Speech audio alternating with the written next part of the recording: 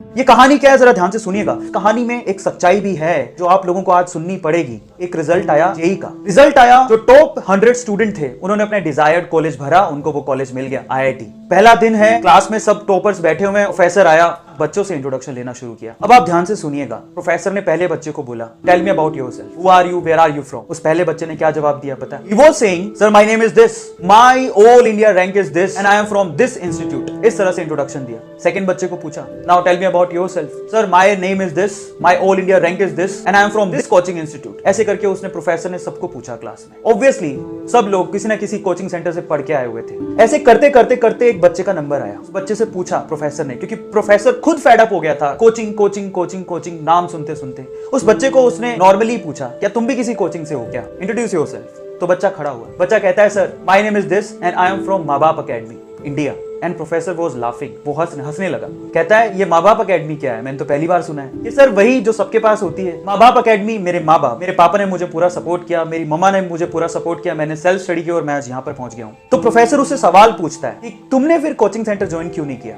बड़े ध्यान से सुनिएगा। अच्छा जवाब देता है कि सर क्या हो जाता कोचिंग सेंटर ज्वाइन करके, वही ऑल इंडिया रैंक 1 है, जो वही लकड़ी की बेंच में इसी क्लास में बैठा है, और वहीं मैं हूँ 59th रैंक है सर, और मैं भी उसी क्लास में उसी लकड़ी की बेंच पे सामने बैठा हूँ सर। क्या फर्क? हाँ, फर्क सिर्फ इतना है कि वो 2-2.5 लाख रुपए खर्च करके बैठा है और मैं अपने माँ बाप के 2-2.5 लाख रुपए बचा के बैठा हूँ सर। सो प्रोफेसर उसकी बात को सुन के हैरान रह गया। प्रोफेसर से रहा नहीं गया, उसने फिर से एक सवाल पूछा उसी बच्चे से। कहता है, तुमने कभी तो ट्राई किया होगा इस कोचिंग इंस्टीट्यूट के लिए, कभी तो तुम गए होगे। तो उसने जवाब दिया, हाँ सर मैं गया था। मेरे स्कूल वाले जो टीचर थे वो मेरे घर आए, मेरे पापा से मिले और उनको बोलते हैं कि आपका बच्चा बहुत होनहार है, इसके लिए कुछ करो, तो किसी इंस्टीट्यूट में दाखिला दिलाओ, ये निकल जाएगा। पर मेरे पापा के पास इतने पैसे नहीं थे, तो उन्होंने अपना घर बेचकर थोड़े बहुत पैसों का जुगाड़ किया और मुझे लेकर गए इस कोचिंग सेंटर में।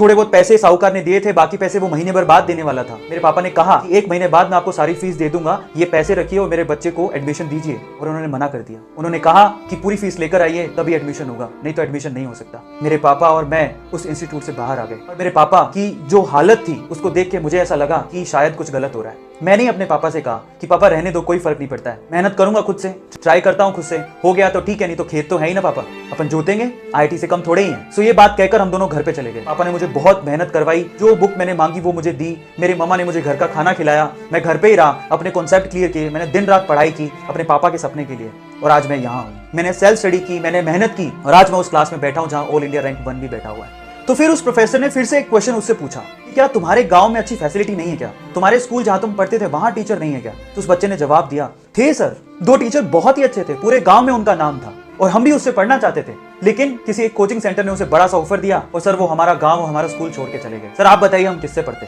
और ये सब सुन के उस प्रोफेसर ने उस बच्चे की बहुत तारीफ की क्लास में, और बहुत ज्यादा। अब क्लाइमेक्स आने वाला है स्टोरी का, ध्यान से सुनिएगा।